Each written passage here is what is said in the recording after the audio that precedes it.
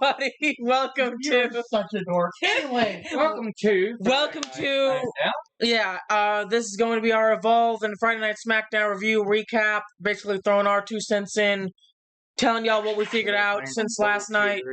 Yeah. which is beautiful. So starting off the first match of WWE Evolve. What do we know? You can now access additional tools to help you. Okay. Excuse me. I guess there's new tools in the Stream Manager. We don't use any of the tools as it is. I'm just saying.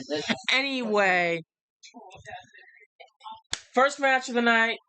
You wanna Yeah. That way they're not getting double the. I was trying. You wasn't trying hard enough. It kept. Try harder. Anyway, Yeah. first match of the night on Evolve.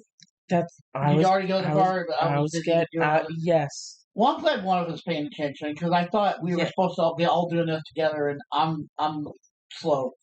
Oh, we know. Anyway, first match of the night on Evolved on Wednesday night is Jackson Drake with the Vanity Project versus Lince Dorado versus Jordan Oasis in a triple threat qualifying match for the WWE Evolved Championship. And this was pretty good. Yeah. I mean, Lince Dorado should have, by all, again, I want to say this, and we're going to bring it up probably Friday, too. No, because we're not streaming Friday. Yeah, we're streaming Friday. We're streaming Friday, and then we won't have Smackdown, AAA, whatever. Money in the Bank? Money in the Bank, yeah. And then Sunday, you have D&D. So Monday, we'll bring up those three. But anyway, Lince Dorado is in... Person detected at Shed Camera. Oh, we might have to mute that because he's working on the other side.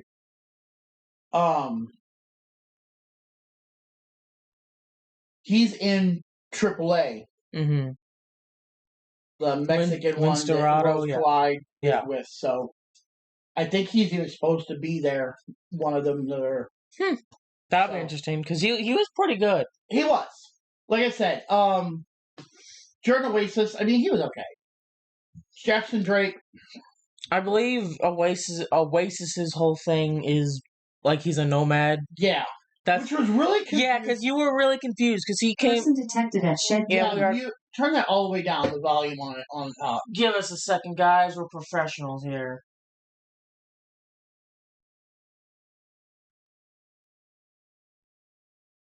And if it comes off from back there, we can always go and shut my door. Okay.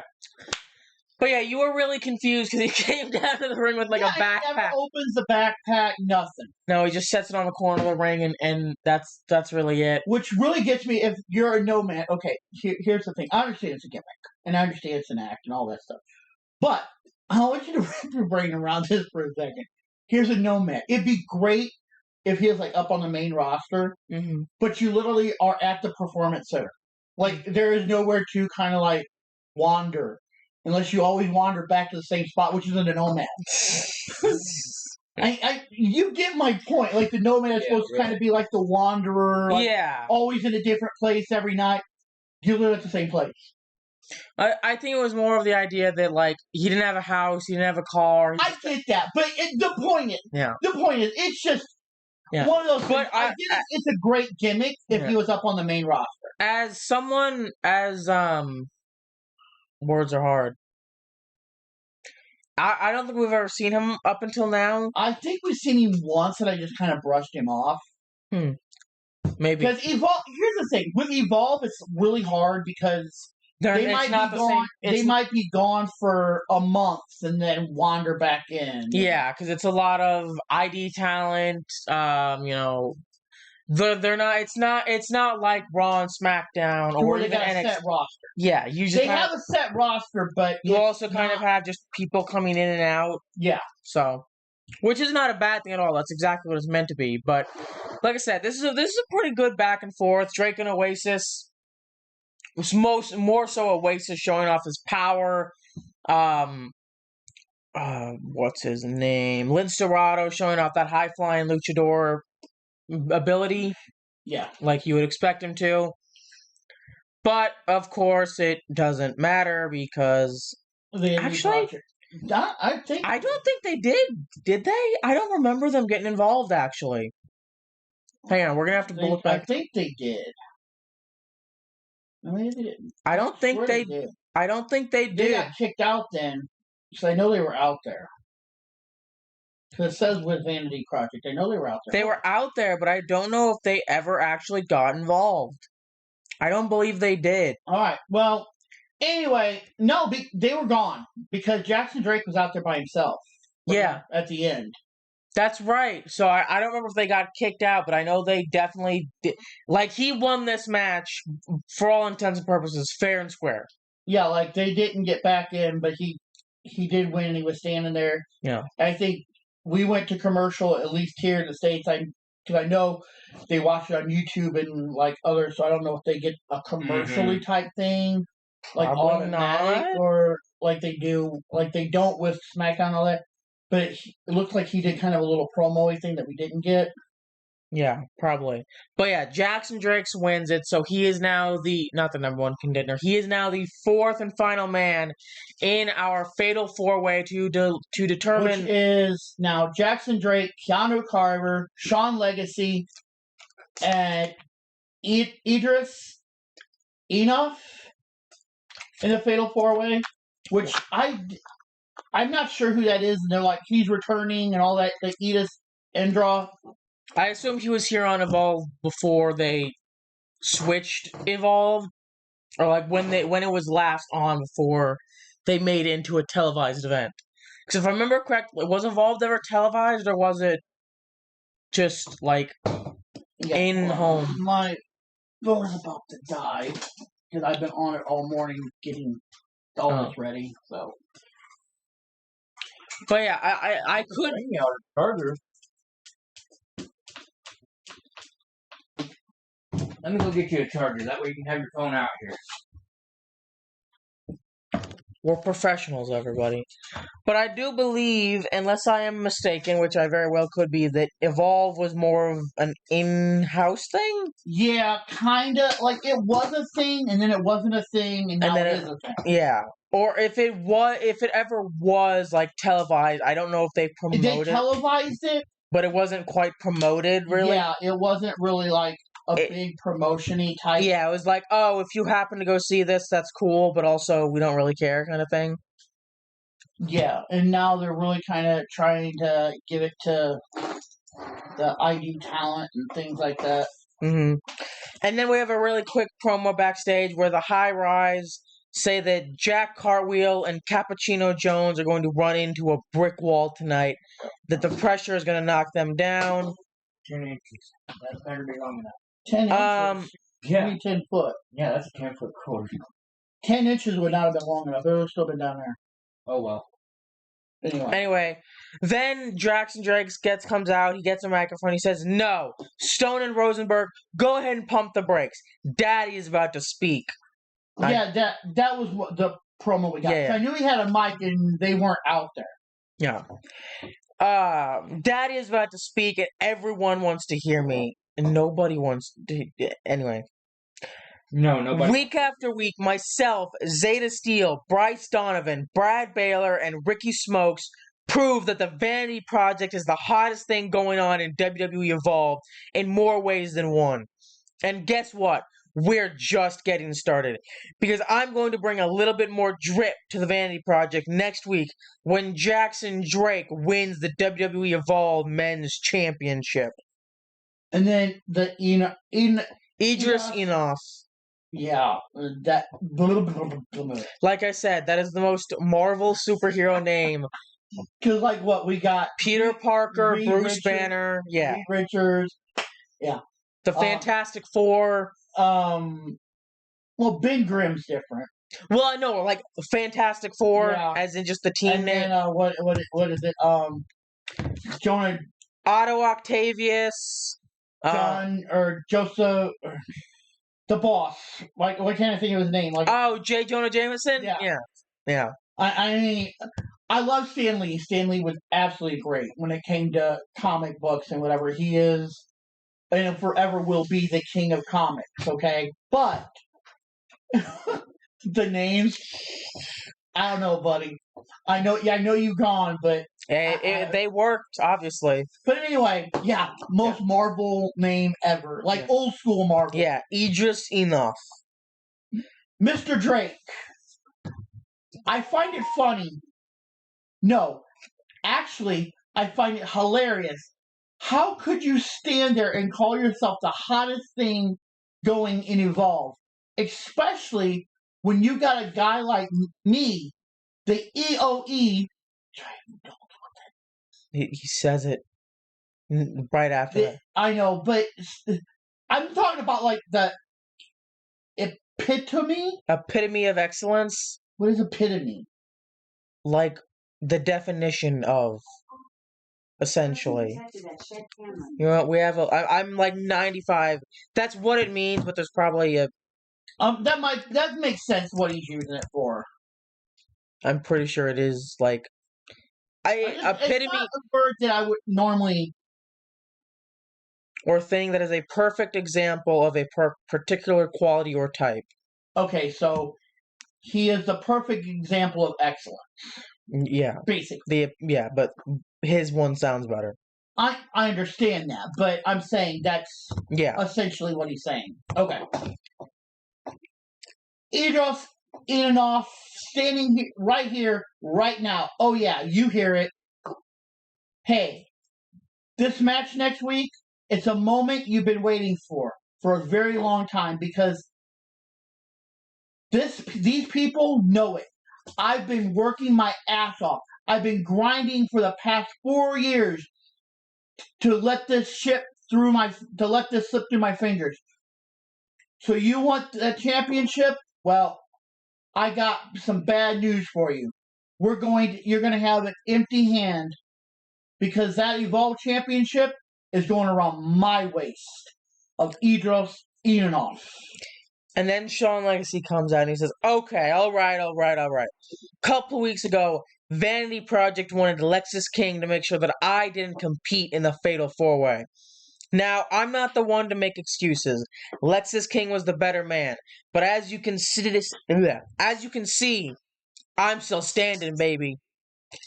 Idris, man, I respect your journey, and I respect you coming back from injury, working your way back up top. But 4 years, we both have an opportunity waiting. I've been at this for 8 years. 8 long years. I have been working my way up, fighting the food chain, been working my way to create my legacy. And my legacy starts now, because next week, the person standing with the WWE Evolve Championship hosted above their head in celebration will be me. Because I'm going to show the WWE Universe why legacy will always be super. And then Jackson Drake starts back again. Yeah. Well, guess what? I'm personally super tired of listening to you two yap. Check this out. Neither one of you two chumps are qualified. There's nobody in this Fatal 4-Way who's qualified like Jackson Drake is qualified. Yeah, and then he slips out of the ring. He starts like stepping back towards the locker room, like, you know, basically, like, you guys suck. And he runs into Keanu Carver. He spins around like, hey, man, you know, it wasn't anything personal. I'm just, just talking shit. And then he backs up into the other two, and I think they sum it up perfectly. He gets treated like a punching bag. Oh yeah, they just swing. All three take turns. Just boom, just and they lay his. And what I love about it, they didn't start throwing hands after. They were just there to beat his ass specifically. The thing is, it's a perfect example of don't open your mouth. Yeah, because here's the thing. You're going to get your own foot shoved in it. I guess Jackson Drake forgot what happened to the Vanity Project a couple weeks ago. Yeah, no kidding. With Harlem Lewis and Keanu Carver. Because, like, what'd you say? That was just... pissing contest. A pissing contest. But actually, entertaining one. Like, they were like, oh, hey, I bet I can throw him in the top rope. Oh, yeah? I bet I can hit the parking lot. Yeah. I mean, it was that bad. And then, oh my god. It's gall. This guy, I like I said, I know we talk about it a lot because of what was brought up on LFG. I don't even know if I want to see him get punched in the face. I just don't care for it. Yeah, he I don't care. I don't even want him on TV. I mean, I know that sounds bad, but I'm indifferent. It's gall. Yeah. Because he's the kind of, he's too cartoonishly egotistical. Is that what? I think that's the best way I can describe it. Like, it's not the kind of egotistical like Logan Paul or Roman Reigns. You genuinely hate them. Yeah, it's like I don't know if I hate him. I just don't like him. Yeah, it's like a cartoonish level of egotism that just feels like, oh, so you're just a jackass.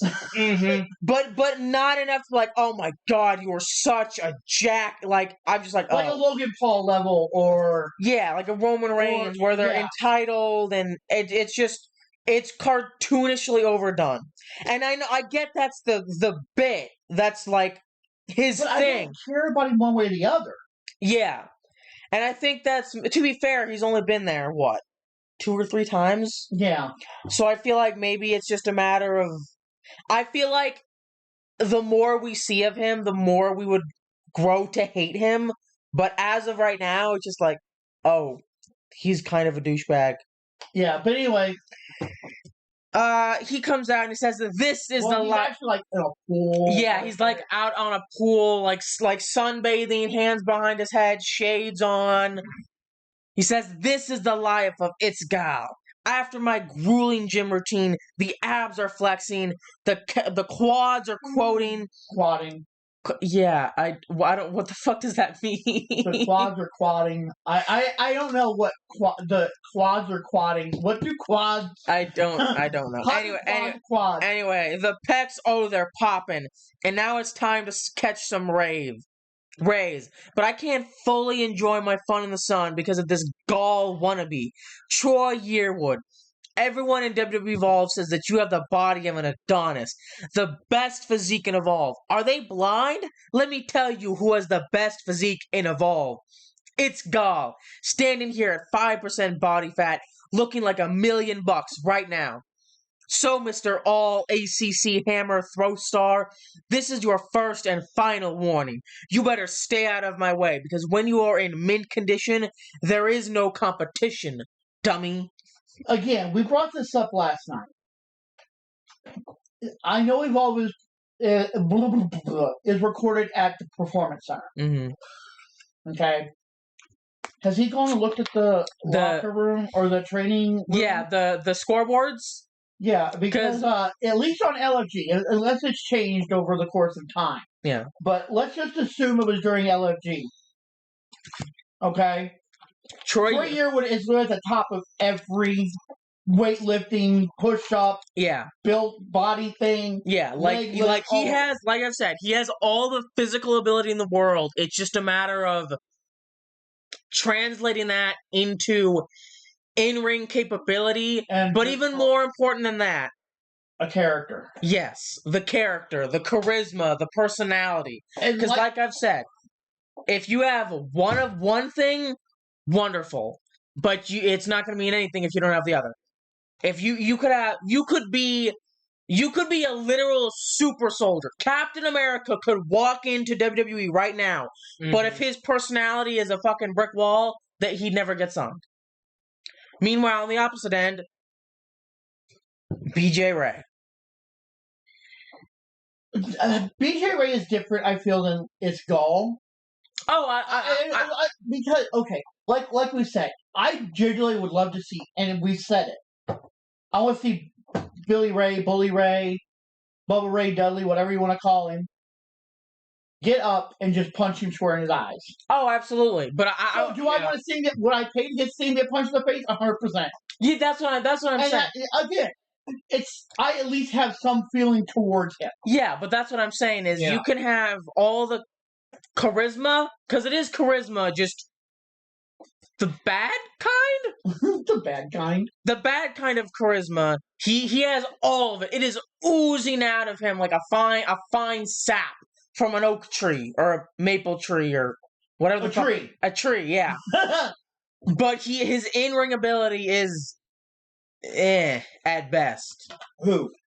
BJ Ray. At best. At best. I mean, okay. I'm gonna say this: if you guys, anybody watching this hasn't watched LFG,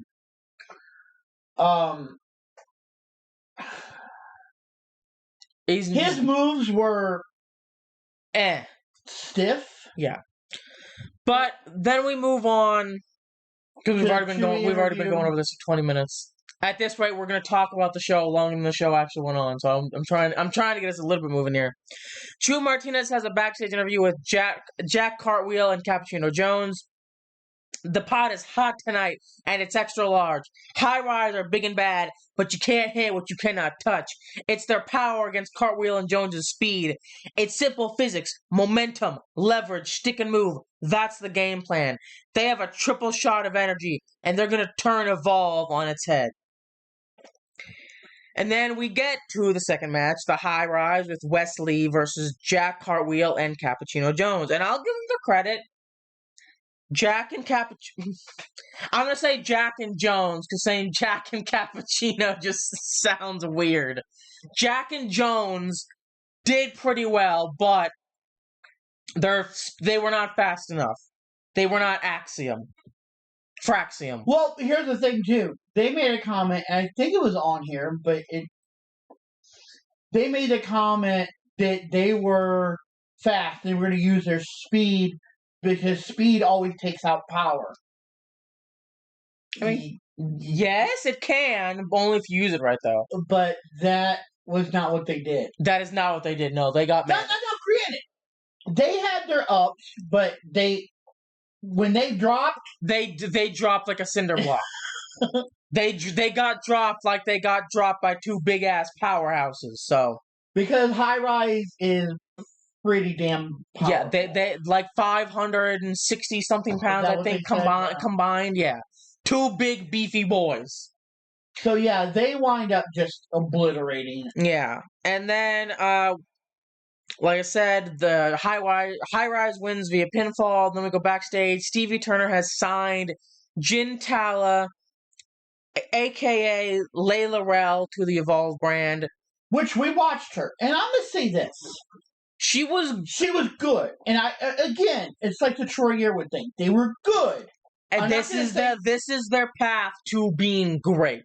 Yeah. I was we had this discussion with Troy Yearwood. I was like, can't believe they put him on there. Like, he's not ready. And you're like, that's a comment, like, that is what Evolve is for. Like, there's nothing else they can teach you. They've got to get him out in front of people. Yeah, because that's the thing is you can practice moves a million times over. It's not about the moves. It is, but it's more about getting the crowd behind you. That's why even on LFG, you can have matches backstage with your coaches, whatever, as many times as you want. But until you get out there in front of people, you're never going to have a fucking clue. So that's exactly why they're on it. Like I said, when I was genuinely like, no, she don't deserve it. And here's the thing. She wasn't one of the weaker ones, but she was towards the middle bottom. Yeah, I think she has great potential, and I think this is just bringing that potential out of her. Or, not bringing it out of her, but giving her a chance to build up to that potential, if that makes sense. You gotta start somewhere. Yeah. But anyway. So I'm excited to see what she does. I'm also very excited to see... I'm not really excited for Itzgal, but I'm excited to see what Troy Yearwood can do. As well as Jin Tala? Yeah, they're calling her Jin Tala. Yeah. Layla Rell. Yeah. I'm assuming Layla Rell was her actual name and Jin Tala is like her stage name. But anyway. Stevie also... Kylie Bright walks in, and Stevie's like, Kylie, I know you're best friends with Kendall Gray, but tonight, I'm going to ask you not to be at ringside. Yeah, we need to have a clean match. Clear cut. And she's like, not a problem. Yeah. But I completely understand. And just so you know, this is our newest signee to WWE Evolve, Gintala, and next week you will be facing her in a match. So we get to see her Wednesday or Friday for us, but yeah. Wednesday will air. So I'm assuming that Troy Yearwood is probably also going to be facing Itzgal next week, which is going to be interesting. Like I said, especially since LFG has ended, like it's been 2 or 3 weeks, and they were gone even before that. So I'm very interested to see how much they've improved since then. Well, here's the thing. Like I said, they're literally filming. Actually, two ended WrestleMania weekend.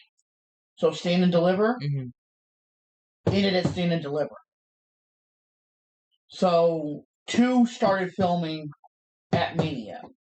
Oh, season 2 of LFG? Or right within a week or 2, probably, of that. That makes sense. Grabbed. And supposedly, from what I've understood, what is it? Shiloh Hill and Cena Sterling are both back. But here's the thing.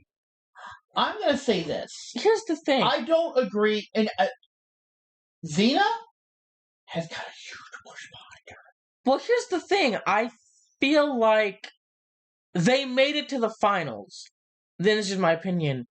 You're signing people who did, and once again, I'm not trying to downplay them at all. They're great. They're going to be great. But I'm saying you're signing these people to WWE Evolve so they can get a push. They can get out there. But if you win LFG, you automatically go to NXT. I'm getting that, but what I'm trying to get at is, why are we going to put the runner-ups through an entire other season?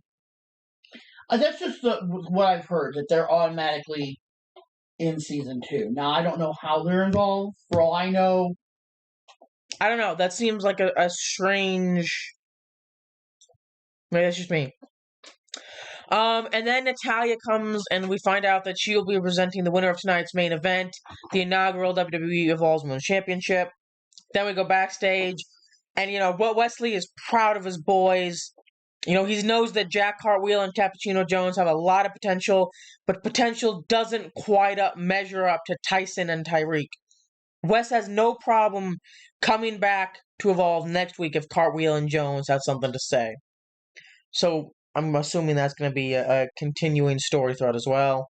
And then we get to the third and final match. There's only 3 matches. Yeah. This week. Usually there's 4. Yeah, but I think this main event was longer. Yeah, it was pretty long. But so anyway, we have Callie Armstrong versus Kendall Gray versus Kylie Ray. Did I say? No, it's Gray and Ray. That's my brain got confused. Yeah, it's Kendall and Kylie. It's Callie, Kendall, and Kylie. Yeah. And then Wendy Chu in a fatal 4-way. And we were struggling with this even last night or Friday. Last night, yes. Yeah. Anyway, because you've got Kylie, Kendall, and Kaylee, and you're like, what? Yeah. Yeah, that one right there. Yeah, in a fatal versus Wendy Chu in a fatal 4-way elimination match for the WWE Evolve Women's Championship. And I'll be honest, this was a great match. I was impressed. Yes, I was as well. Obviously, I remember at one point, and it was about halfway through, I guess, because Kylie Ray took out Wendy Chu. Was that the first one? Huh? Did she take Wendy Chu first, or was it second she took out Wendy Chu? No, Wendy Chu was the first one to be pinned. I'm just trying to find out where at. Wendy Chu, I believe, was the first one, and then she pinned Kendall Gray. No. Wendy Chu was the first one to get eliminated. Yeah. Yes. And then Kylie Ray was the second. Oh, okay. Yes. Kendall Gray, and they were the last 2. Because remember, she pinned 2 girls. Yeah, because I thought for a while you were like Kylie might get this. Yeah, because I mean she was going, she got both of the first eliminations, so I was like, damn, is she about to do a clean sweep? Because I mean, there's not a much more concise way to be like, I am the best woman in Evolve than. But I'm gonna say this: I would not have been mad. No, I would not have. I'm not a big fan of her either way. I made this comment yesterday, and if you're a fan of hers, I apologize. Hold on, my eye itches. Well, scratch it. You know that eye itch, like right in the corner of your eye. Oh yeah, it's the worst. But anyway, if there's fans of Kylie Ray, I apologize. Kylie. Yeah, whatever her name is. All them names on blah, blah, blah. Yeah, you know what? Like I said, there's Callie, Kendall, Kylie. It gets all kerfuffled. But anyway, I made this comment, and I stick by it. But she's like Dollar Tree Bailey. Okay? Timu Bailey, whatever you want to say it. Mm-hmm. But, I mean, she's not bad. I feel like this rainbows and butterflies and sunshine and all that. I feel like that's exactly why her first rivalry was against Wendy Chu when we saw her snap. Yeah, but I don't like. Here's the thing: if Bailey hadn't done it, it might have been okay. But now that Bailey's kind of done it, well, I don't need to see it again unless Bailey goes back to it. Exactly. What the huggy, funny, lovable. Well, that's the thing is, you're never gonna. Well, I'm not gonna say never, but especially as things progress, I understand that, and I wouldn't want Bailey to go back to that. That's not what I'm saying. No, what I'm trying to get at is it's very hard to be the first to do something. Yeah, because there's always been some, like Jasper Troy, for example. He's always going to be compared to The Undertaker because of the similarities in their character. Is he trying to be The Undertaker? No. But I don't feel like it's enough of a... I get that, but what I'm getting at is, yes, Bailey did the huggable, lovey-dovey thing first. But that doesn't mean that... And I just don't think Kylie is... I'm not saying she's bad at it, but I can't get behind her at it. Like, she's another one of those. Kind of like, is she good? Yeah. Is she great? Eh. I could care less if she wins or loses. But now, what I am going to say is Callie Armstrong? Yeah, the one who won.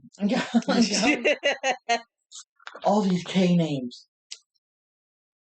Callie Armstrong. That girl... They're going to move her to NXT. Like, and here's my thing. I'm going to say this, and I don't mean this bad. We'll talk about it a little bit more in a little bit. But NXT has lost so many women right now. Like, they're top women, too. Nothing to say, not saying anything bad about who's left. But, for all intents and purposes, they have just lost. Callie Armstrong is good. Could step up and take that top place. Yep. But to have her win that championship feels like they're going to kind of keep her there for a little bit. And I understand maybe she needs it, but when she's on that mic or she's in that match, you pay attention. Oh, yeah. I do agree. It's only a matter of time. What the fuck are you doing, Thor? Anyway, sorry. I just noticed my cat over on our couch. He usually is in my room. But yeah, I agree. It's only going to be a matter of time before Callie moves up. But let's move on to Smackdown, because we've already spent 34 minutes talking about a 45-minute show. We're almost as bad as WrestleMania. No, they what 5 hours talking about a 4-hour show. Anyway, moving on. We start off the show in Knoxville, Tennessee. Yep. I don't know where were we at? I don't remember. Oh, the Johnson Bowling Arena. Yeah. But we start off with Bianca Belair. Yep. She comes her hometown. Yep. It's her grand return after being hurt at WrestleMania. She comes out, she says, "Man, it feels good to be in Knoxville. I love y'all so much." Now, y'all know I couldn't come to Knoxville without singing good old Rocky Top, right? So y'all ready? Hit the music. And then she sings. And then they all start singing, Yeah. which I'm not doing because I don't. Nobody wants to hear it, and I don't know if I know every word. So if there's anybody watching this that's in Knoxville, Tennessee, I apologize. I am not singing. I don't know the lyrics. I would do it terribly and proudly. I just don't know the lyrics to it. But anyway, man, this city is so special to me. It's not just because it's my hometown, because it's my safe place. I got the love and support from my family. They're right there in the front row. Hey, Mama. Hey, Daddy. And I got all of y'all. You always show up and show out for me. So, with everything that I've been going through, losing my first WrestleMania match, getting injured, losing the tag team titles, losing my friends along the way, I just wanted to come right back here in my safe space. I had to come back to Knoxville to heal. And while I'm not 100%, I promise you, I'm doing everything that I can to get right back in this ring so I can continue to show people exactly why I am the EST of Tennessee and the EST of WWE. So, with all that being said, Knoxville, welcome to Friday Night Smackdown. Then Naomi shows up. And she's like, "Oh my gosh, finally, B, I'm so glad you're finally here on SmackDown." Naomi, right now is not the time. This is not the time for this. This is my hometown. This is not the time for this. Bianca, please. It's been way too long. I mean, not a day has gone when I didn't think about what's happened to us. I just want to talk to you, please. What is there to talk about? What could you possibly say? Naomi, what do you want from me? If you're not ready, Did I tell you I wasn't? Danger. Yeah, she's like, "Are you streaming still?" It's been 37 minutes. Actually, I guess you did message. Anyway, Naomi replies, "B, I just want your forgiveness. I'm begging for your forgiveness." Seriously? The word is sounding. If you're not ready, ignore without confounding. I say yes. And she's like, "Okay." Anyway, B, I just want your forgiveness. I'm begging for your forgiveness. Look, I know our friendship has been off the rails lately, but I'm here because I want to fix it. I'm trying to fix it, but I can't fix it. Months have gone by, and I've been trying to communicate with you to just let you know. Let the past be the past and move forward. I've sent you text messages, voicemails, and you haven't got back to me once. Even when I landed here, I went to your parents to try to get a hold of you. Oh my god, I hated this. Mm-hmm. Then Bianca, I'll let you go ahead and do Bianca because I was doing Naomi first, and then. Hello. I swear. You did what? I went by your parents' house, but unfortunately nobody was there, so I just let myself in. And you know what I saw, B? I went through your photo albums, the ones you got there on the coffee table, and those photos you looked just so freaking happy. And it reminded me of how it was when we were together as a tag team champions. No. Naomi? Okay, Naomi, I'm going to make one thing perfectly clear for you. We were best friends, and you betrayed my trust. You took our friend and threw her on a windshield of a car, and you lied to me about it for months. I trusted you. I said I was done with you, and I meant what I said. And if you ever come to my family again, I promise you, what you did to Jade will be nothing compared to what I can do to you. Bianca, I wouldn't be good. It wouldn't be good for you and your mama to be in a wheelchair. I would hate for something bad to happen to you. Right here and right now. And of course, a storm is coming. Jade comes out. Bolts, man. Jade Cargill is running down. Oh yeah, she comes out there and she starts beating the shit out of Naomi. And the thing is, everybody is talking about this. Bianca just stood there and watched. Mm-hmm. What? Yeah, what? I don't know. She's probably talking about breaking into people's houses. Don't worry about it. But yeah, Jade drops her with a pump kick and then just sort of stares Bianca down. She dumps Naomi out of the ring, and then Nia Jax makes her entrance, and our Women's Money in the Bank qualifying match begins. Yeah.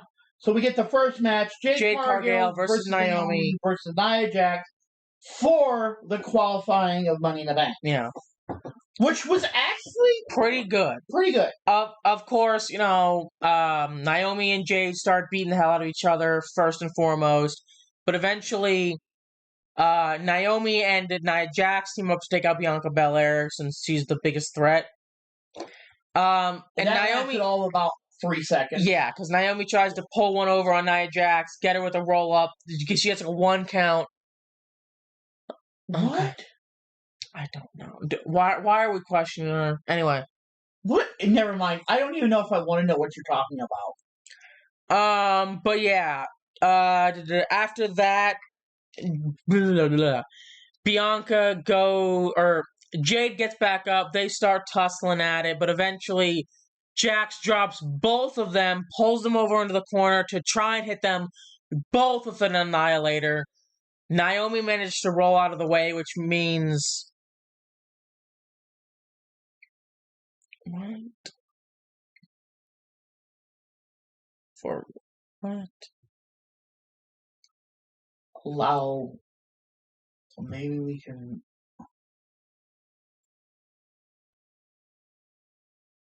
I have no idea what she's trying to say. Anyway. But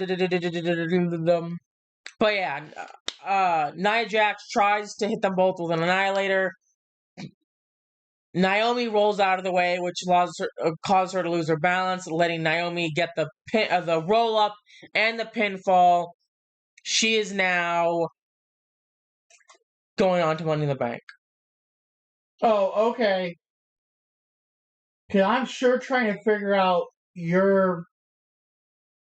Why? Just stop.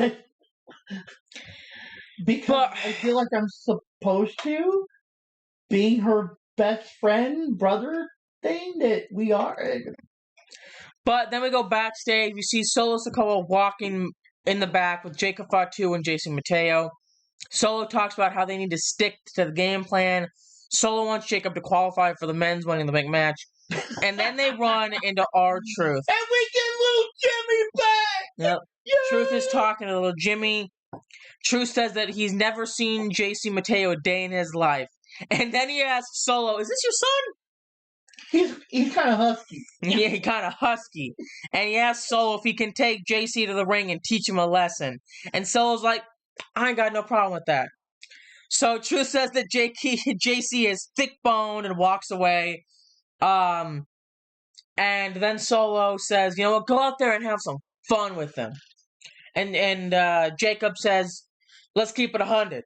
Y'all can go out there and have your fun, but I got my own business to deal with. You know what I mean?" And then one of the most beautiful parts of the entire night, and it's always one of my absolute favorite. Never mind. I'm not trying to ignore you, but your randomness is anyway. But we get Chelsea Green, and I love Chelsea. But the Secret Hermits are standing outside Nick's office, and Chelsea has got a mask on, And but she doesn't. She's holding up a face. She's holding up like her own face in front of her face. And she's trying to talk to Nick, and Nick's like, I can understand the words you're saying. So she drops it, and then Piper puts up another one, and Nick's like, "Please, look at me when you're speaking to me." So she drops that one. And she's got this, mask. Because of her broken nose. Her nose is legit broke. Yeah, and you I've seen some pictures of her. And it made me question it, but yes, she really did get her nose broke. That is not a faked injury. Yeah, it like- was a botched injury, and Yeah. even Chelsea has come out on like social media and said, it was botched. Yeah, it happens. It happens. I'm not mad at Zelina. Yeah, it happens. And like I said, if you're going out there and you're expecting to never be hurt, then you're gonna get yourself killed. But anyway, Chelsea And you fans, but you want to know what the most beautiful part is? You can see Nick like, yeah, like through the whole entire thing, and she's like irritated by it. But she starts off with, Nick, I demand that you strip. yeah, she says, what happened at Saturday Night Main Event was a travesty. It was a hit job by that crooked Zelina Vega. I demand that you strip Zelina of the Women's United States Championship, suspend her, and hand the title back to me. And Nick is like, Chelsea, can I get a champion? Can you get what? Nick says that Chelsea can get a championship rematch down the road.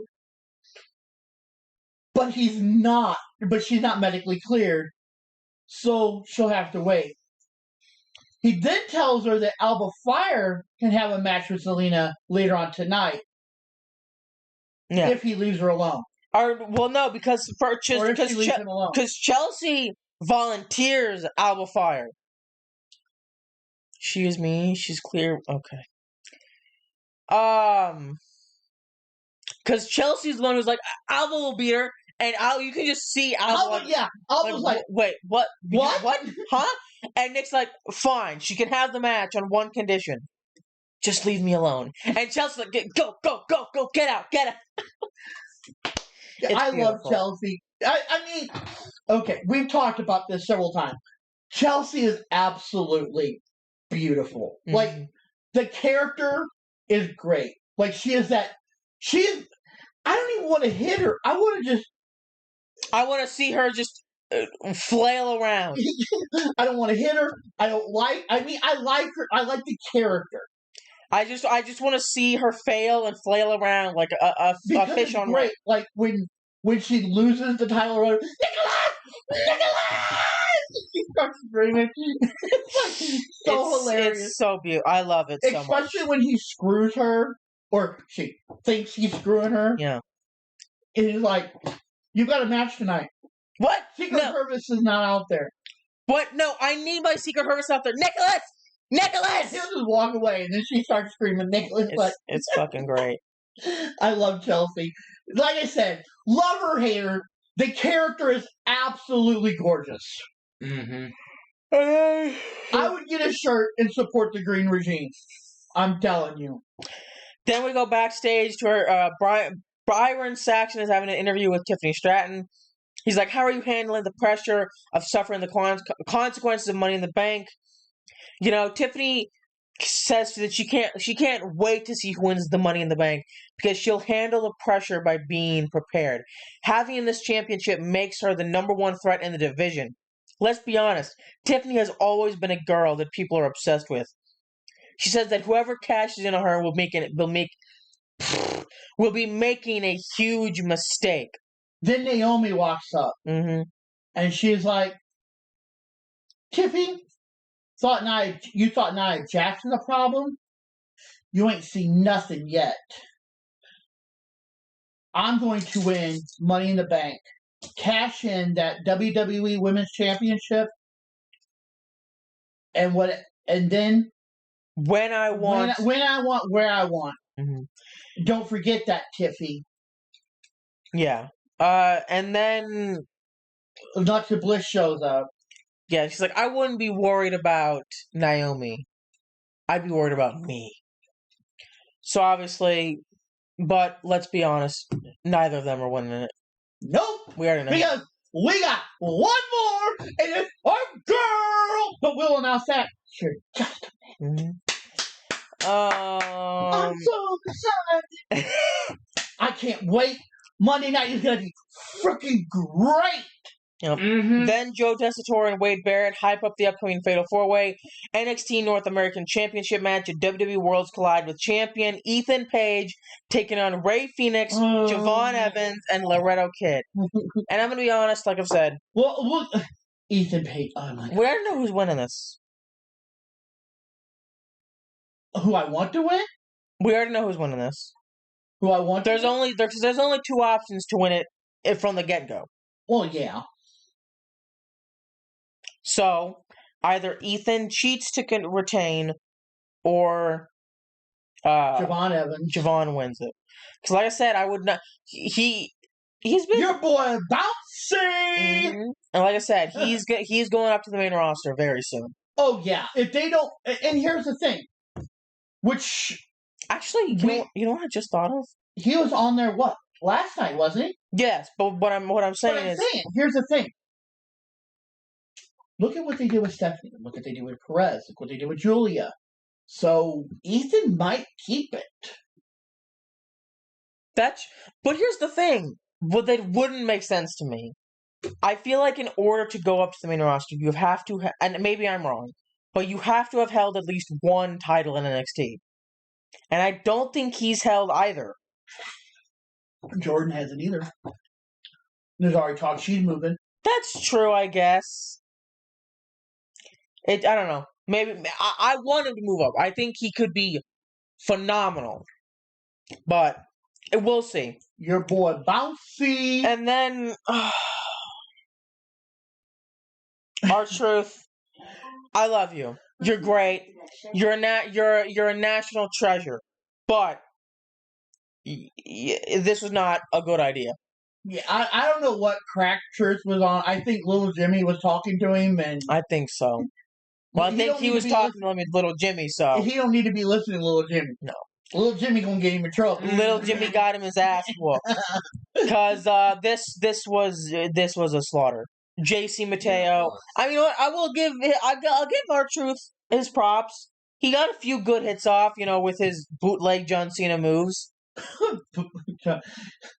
At this point, I'd rather see Truth Ron Cena than John Cena. Okay, this is true. I agree. At least Ron Cena is entertaining. Yeah, that's true. But anyway, yeah, JC just walks through him. He does. And I hate to say it, but he just walks through him. But then after the match, they start beating him up. But of course, Jey Uso comes down to the ring with a steel chair. No, Jimmy Uso. Yeah, Jimmy. Comes down to this ring with a steel chair. He starts attacking them.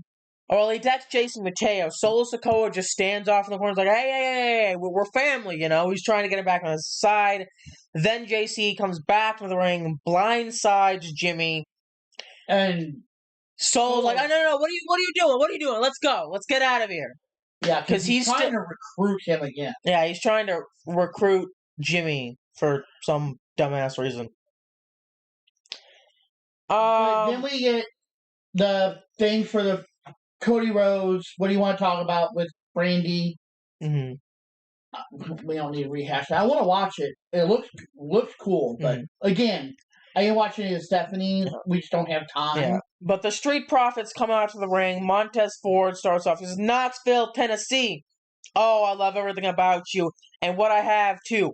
But let me rap to you real fast. This tag division, I can't rap real fast. You'll have to apologize. This tag team division that we're a part of, the greatest tag team division on any brand, any promotion, it's on fire right now.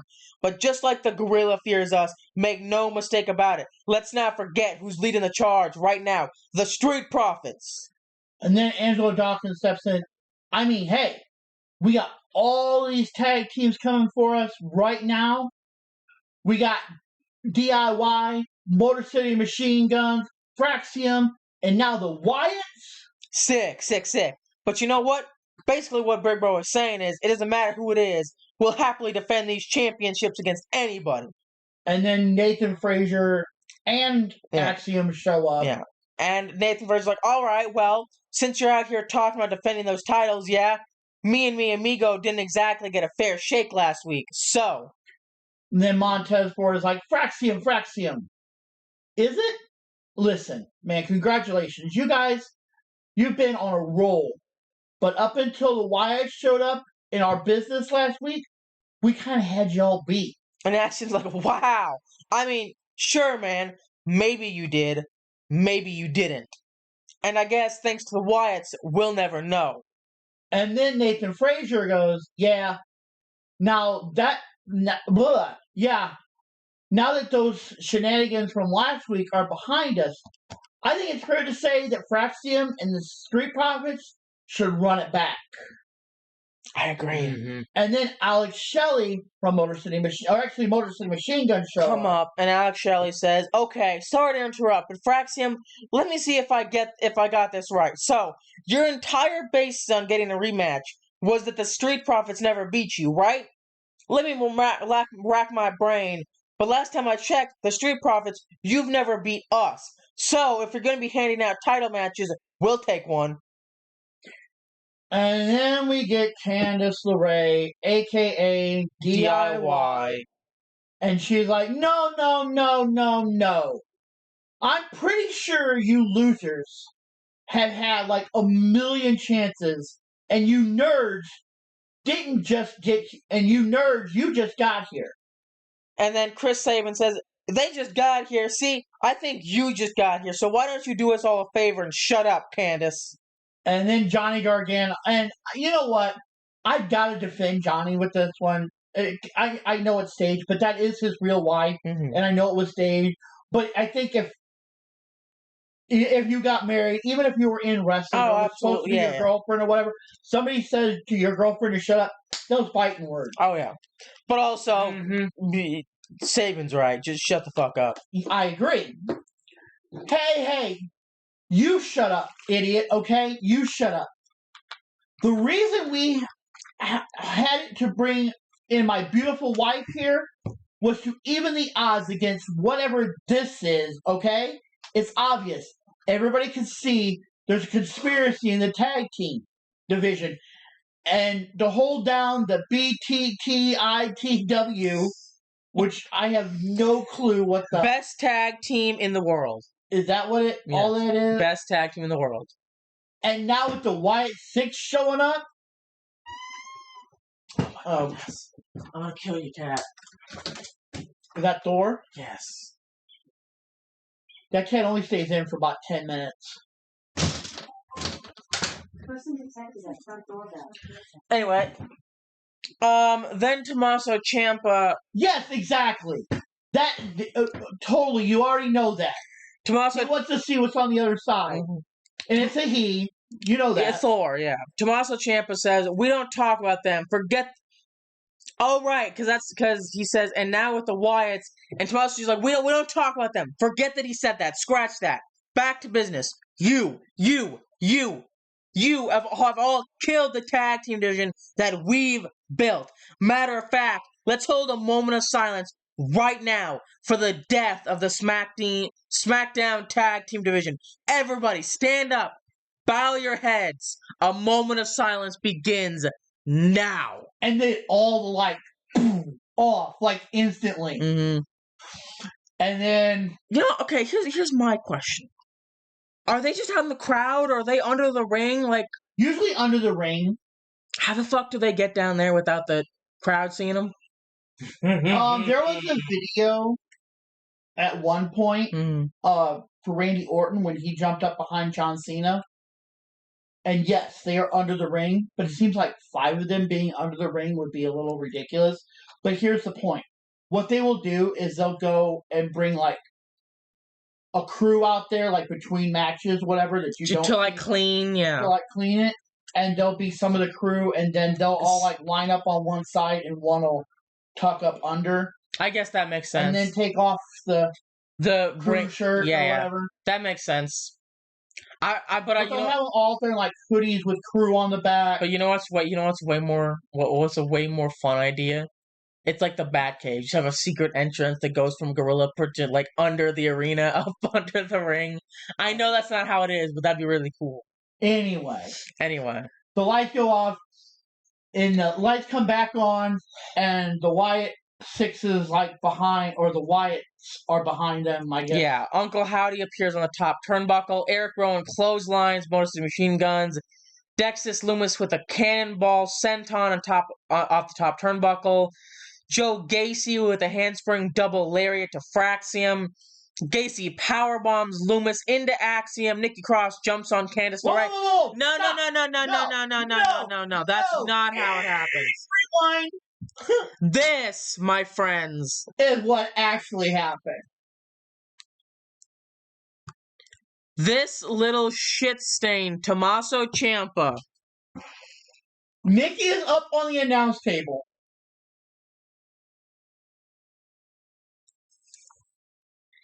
He pulled. She didn't know. No, I call bullshit. She did not land on her. Tommaso Ciampa threw her into the line of fire. Oh, absolutely. 100%. Mm-hmm. So that I ain't agreeing with. Yeah. Then Uncle Howdy drops Fraser with the sister Abigail. Uncle Howdy shouts, "We're here," to close the segment. Then after a commercial break, we come back with Ray Phoenix and Javon Evans versus Los Garza with Santos Escobar. Hey, you know what? This was actually pretty good. Until it wasn't. Because we have Ethan Page, the slimy shit stain that he is, on commentary. And you even said, why is he out there? And I'm like, it's pretty obvious. Because here's the thing. What do you want? Here's the thing. Javon Evans and Ray Phoenix are in the match with Ethan. Yeah. At AAA. Mm-hmm. So I don't like Ethan. I don't know. He's a piece of shit. Yeah, I'm gonna say this. I do want to see him get punched in the face, but I generally just absolutely hate him. Like the whole character, doing his job. The whole character, everything that he says, does. He's doing his job perfectly. Then I understand that, but it doesn't make me hate him any less. Exactly. Then he's doing his job even better. Anyway, the point is, your job as a heel is to make everybody hate you. The Boo Day do it beautifully. They do. They really do. Even their own family. Yeah. That's pretty pathetic. But yeah, Ethan, like I said, this match was phenomenal. I mean, you have 4 high fly. Well, actually, let me say that again. 3 high flyers and a bouncy ass boy. Mm-hmm. Yeah. Well, Las Garzas, they don't do a lot of high flying. They're luchadors, but I'm not going to say they're like the high flying ones. They're a little more power. Yeah, but still. But they do a lot of high up moves and flying like moves. off the rope, stuff like that, yeah. But they spend a lot more time on their power. Yeah. Santos Escobar does a lot of high flying, yeah. Yeah. But yeah, it was great until it wasn't. Again, like I said, and I'm not even going to say it this way anymore. I like Javon Evans. Mm-hmm. Yep. And I'll say what I said before. I will say what I said before. Is that I was not a big fan of his when he was going against Ethan Page, and I agree because I feel like when he was fighting Ethan Page, because his jaw was broken, he wasn't doing his high flying. He was doing. Well, it wasn't even that. I think that's when we got in. Yeah, that's when we started seeing. And it. I didn't. I was like, yeah, okay, yeah, he's okay. But now that I've kind of watched him a little bit more, I was like, this boy bouncy. Yeah, and that's even in his. That's literally his entrance. This boy bouncy. So your boy bouncy. Mm-hmm. And it's accurate because he's a living Tigger. Like I said, he got springs in his butt. Yeah, he is a human slinky. But great match. But unfortunately, Ethan gets involved, which allows La Garza to pick up the victory, or Los Garza, whatever. Yeah, Los Garza. And then we have a Uncle Howdy vignette. He says that they won't stop until they've got what they are owed. they're not owed shit, as far as I'm concerned. Here's the thing. I'm going to tell you this, and this is coming from somebody who's been watching for multiple years. And I know you'll know what I'm talking about, but you might not remember. I think this is more going back to Bray and, like, that whole story. Like, him and Bray before Bray died, Mm-hmm. there was a lot of talk of them actually becoming a tag team. Yeah, I know. Yep. The Fiend and Uncle Howdy becoming tag team champions, whatever. And I think this is going back to that. Also, you got to figure, I think they're actually considered a face faction right now. Yeah. Mm-hmm. Which people don't understand why they're attacking Axiom. And I don't think it's necessarily about attacking Praxium. Okay? I think it's about we can take out. I understand what you're going to say. They're doing it behind everybody's back, whatever. You know, when the lights go out, they appear, blah, blah, blah. But here's the thing. I think what they're trying to get at is we can take out your entire tag team division. We want a shot. And I don't even think Howdy's going to be in that. I think it's going to be Gacy and Loomis Yeah. that are going to do it. But I think that that's what they're getting at. They want title shots, and I think they're going for the tag titles first. Yeah. I would love to see Howdy be one of the people that take the title. But I think that would have been way better if it would have been Bray. Yeah, I agree. So I think that's what that was. Yep. Most likely. They're owed the tag team titles. And whether they are, whether they aren't, whether you believe it or not believe it, it is what it is. Mm-hmm. But then we got on to our fourth match of the night. Zelina Vega versus Alba Fire with Chelsea Green and Piper Niven ringside. And as soon as the bell rings, Fire attacks Vega from behind. And then we move with, like, the match continues on. This is an okay match. It wasn't, it was good. Nothing, like, super fancy, except for, obviously, what happens with Miss Chelsea Green. Oh, my God. Because if you really, you little shit. If you didn't know, Chelsea tries to get involved because, well, it's Chelsea Green, and well, that's kind of what her. Chelsea Green likes to do. That's kind of her whole MO. But she tries to get involved, and she nearly gets rocked for it because Alba Fire comes up, tries to attack Zelina from behind. Zelina ducks it, but she stops herself like mid-punch. But then Zelina hits Alba from behind into Chelsea, knocking her off. And then I believe Chelsea tries to hit, like they're outside the ring. Yeah, they're outside the ring. Chelsea takes off her mask and tries to hit Zelina with it. Zelina ducks, and Chelsea ends up clocking. Which, you know what? That was absolutely Piper. Piper, that's the word. That's the name. Agent P. Yep. Mm-hmm. But here's the thing. It is... She hits her. So Zelina winds up winning it. And like I said, like always. It was just so great. And actually, you know what? You want to go ahead and pull that up now. You know what? Yeah. Not that one. No, this one. No, not that one. This one. That one. Yeah, this is after the match. And I'm just going to let this play out for y'all. This is funny as shit.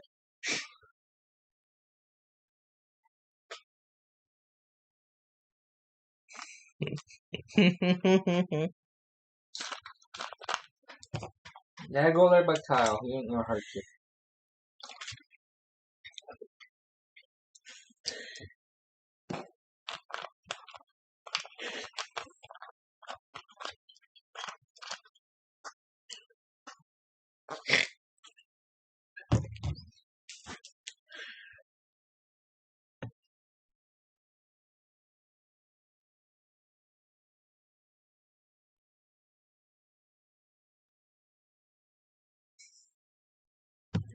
Well, if she wasn't crazy before, she's batshit insane now. Yeah, is she loco? Can Or- I help you with something, kitty cat? Yeah, OUT. So Thor can come back in. That's Shed's hammer. No, it's the other tiger stripe coming in. Thor's just sunbathing on the steps.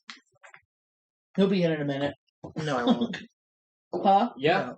He'll be in here in a minute. I bet you. Anyway, then we go to, and I don't know when this took place at the end of the, or at the, but I know it happened after the match, so we're just going to go ahead and put it where it was. Yeah. But What? then we go backstage. The Miz is talking to Carmelo Hayes in the locker room. And Miz says that as long as Melo sticks to the game plan, he'll win tonight's men's Money in the Bank qualifying match. And he says, no. He says, we will become Mr. Money in the Bank. And Carmelo's like, wait. We. And Miz says, I have sacrificed myself for you. You know, I've taken black mask after black mask. I gave up my spot tonight for you. You know, I promised to guide you along the way of capturing that Money in the Bank briefcase. And Melo says, there is no we. You know, I appreciate all you've done for me, all the guidance you've given me, but what got me here is my talent. So I'm going to run the play exactly like we planned. And like I told you, he says, well, what's the thing you say? You know, no, what is it? We are Melo Don't Miz, and we are. And then Miz just smiles, and Carmelo's like, awesome. It doesn't work any better when you say it, buddy. But like I told you, name me one other time that the Miz hasn't finished his own catchphrase. Yeah. Anyway. Well, here's the thing. Does Miz ever really have a partner? That's true. I think who was it that pointed that out? Like 4 or 5 time tag team champion with 5 different partners. But then Zelina Vega backstage runs into Julia, and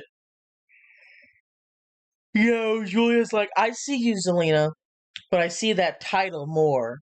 Mm-hmm. And Zelina just sort of like side eyes her and walks away. But then we get a Julia promo right after that. And I'll tell you what. This was good. A lot of people are praising her for the promo for one.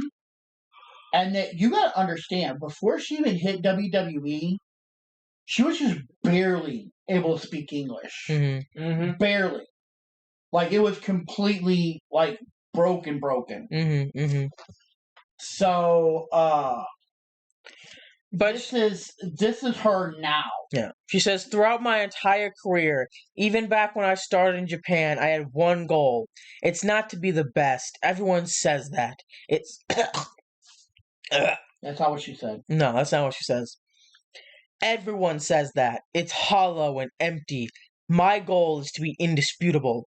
You can love me or hate me, admiration or disgust. It means nothing. But I am impossible to deny. My opponent doesn't matter because I only view them as an opportunity to build upon my legacy. Evidence you cannot refute. Smackdown, you will see me. I will hit harder, move faster, think sharper, and conquer everything just like I've always done.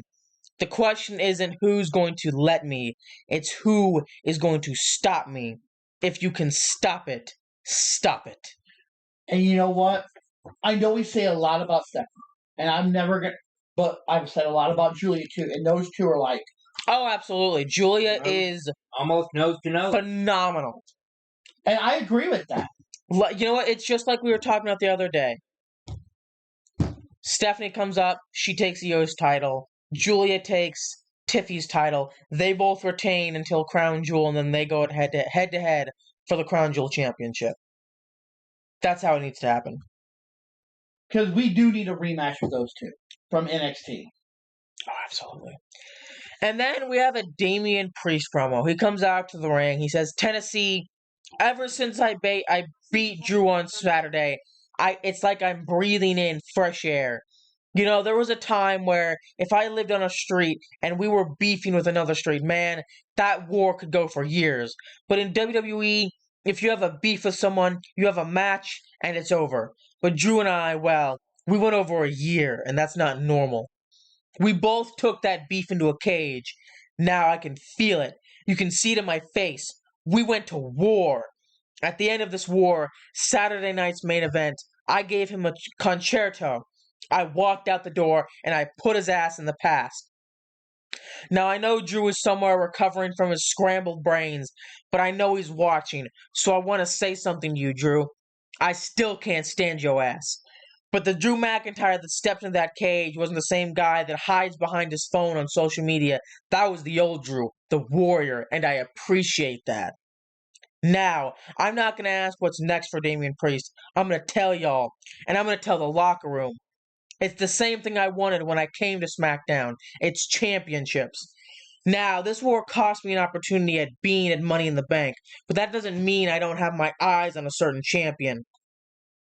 Somebody who I have unfinished business with, and a champion that I consider the most badass champion right now. Y'all know who it is, Jacob Fatu. Now, Jacob, I respect the hell out of you, man. This is me. I know where you came from. I know what you had to live through. I know what it's like to stand in this ring. I know what it's like to feel like to stand in this ring as a champion. Real talk, I'm proud of you. Congratulations. That's real. What I don't respect is the crew that follows you around. Check that. What I don't respect is the crew you follow around. At some point, you and I are going to get in this ring and we're going to handle business. But that's for you and me. And if your crew, your so-called family want to get involved, they can catch a fresh one too. I don't want it to be a nickname anymore. I don't want it to be a moniker. I want it to be a fact. Damian Priest is, and forever will be, El Campeon, Wepa. I assume Wepa means champion in Spanish. You know what?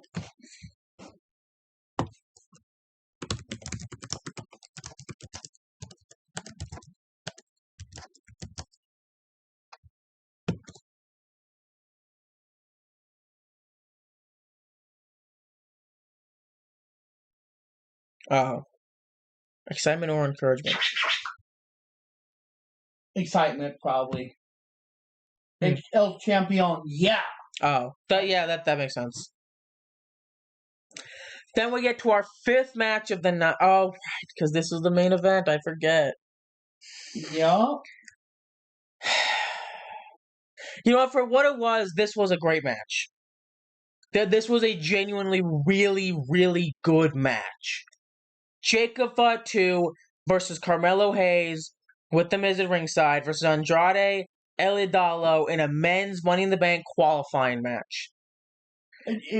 It's Andrade. It's Andrade El Hidro. El Hidro. However they say it in Spanish. Yeah, but El Hidro. Okay, yeah, that's delivered. Like I said. The doorbell was? Yeah. Okay. Where is it? So I want to show this one just. Well, here, okay. Before we show that, let's kind of get to that point. Like, this match was like... but yeah, I'm just saying, I'm split up. This match was great. Back and forth, all three of them showing up, showing off, showing out.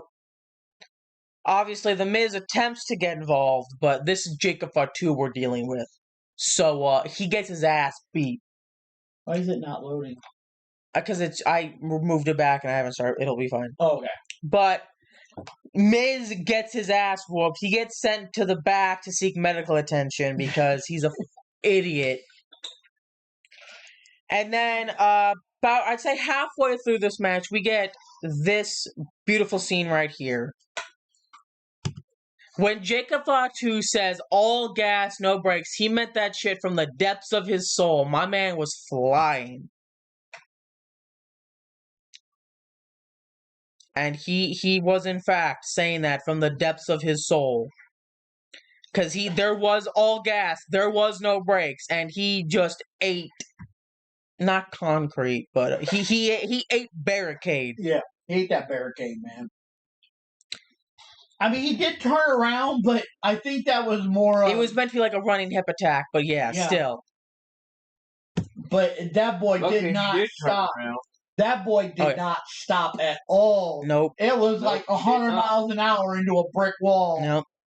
And I'm not saying that was a brick wall because it gave. But the point is, like, he hit that. And the thing is, what was so amazing is he got back up. Oh, yeah, like it was no big deal. But yeah, the match continues on. Carmelo and Andrade are beefing in the ring. Eventually, Jacob gets back up. He gets back in the ring. He whoops both of their asses. He hits a flying moonsault on Andrade, I believe. Yeah, and then Solo gets up on the apron. He's like pointing to the top rope. Like, do it. Yeah, because Solo and JC come out. And as soon as Jacob's about to win the match, he hits Andrade with the moonsault. Match is over, done with. We have our winner. Solo jumps up on the apron. He's like, do it again. Hit him again. And then I think what pissed Jacob off even more was JC got up and told him to do it. Mm-hmm. Like, bitch, you ain't got no say-so in what I do. Exactly. But that doesn't work out too swiftly for him because Jimmy Uso comes out. Falling into the abyss. Oh, fuck. My bad, guys. We're into the abyss! No, no, no, no, no. He should be going back any moment now, I believe. No, what the fuck? There we go. Sorry about that. I just realized. It's just, yeah, we're a few seconds behind. Sorry about that. We're professionals. But, yeah. I just looked up and we were in the abyss. Jimmy comes out. He yanks JC Mateo off the apron, super kicks him, and then Andrade, where is it? Andrade hits Fatu with an Impaler DDT. Fatu lands with a double jump moonsault. Yeah, down. Jimmy Uso super kicks JC Mateo. Hayes shoves Fatu into Solo, then he hits the first 48, but Andrade and Jacob bounces out of the ring. Andrade comes up and he plants Hayes with the message to pick up the victory. So Andrade is going to Money in the Bank, which I wanted. He was the one I wanted, and it's not that I didn't want Jacob. I do think got a title, yeah, but then again. Oh, sorry. And I just think Solo would have been. Oh, it would have been a train, and you know. I want Solo to get, or I want Jacob to get involved in the Money in the Bank match against Solo. Like, Solo hits his finisher. He's about to climb the top. He's about to climb it, and then Jacob gets up on the top rope. Like, yeah, go ahead, climb up there, buddy. Go ahead, do it. Climb up there. And he hits somebody, and they hit the ladder or whatever, and be like, "I'm sorry, I didn't do nothing." Then we have another backstage interview with LA Knight. LA is tired of the punching in their ticket phrase. This will be the third consecutive year of him competing in the men's Money in the Bank match. It's anybody's game. What do you need to understand is that the WWE's titles and world titles are in his sights. Now has no problem punching in that ticket. But then Aleister Black comes up. Yeah. And he says, that one was partially mine. You're welcome. Mm-hmm. So, and good luck. So I'm thinking LA Knight's not going to win the Money in the Bank, obviously. Nope. So I'm thinking that's somebody going to interfere in that's going to be a future. Oh yeah, I think that's going to be a future feud. Yeah. But then this, livid is not even the right word. No. Jacob fought too. They come back from commercial, and Jacob is flipping chairs. Yeah, he is tearing shit up, and Solo comes out. He says, I was just trying to help. And Jacob, with this death glare in his eyes, says, for the last time, I don't need your help. Yep, exactly. So and then just walks away. Mm-hmm. And then JC, the little lapdog that he... Here's why Solo really likes having lapdogs. When Jacob got too big for not too big for his britches, too big for Solo's britches, He was originally a lapdog, a nice little chihuahua, and now he's this giant fucking great mastiff, 6 foot tall. So I'd go and give him another lapdog. I don't get it. I don't get it. I really don't. But it is what it is. Can we just skip this last bit? It was a complete waste of time. Damn it.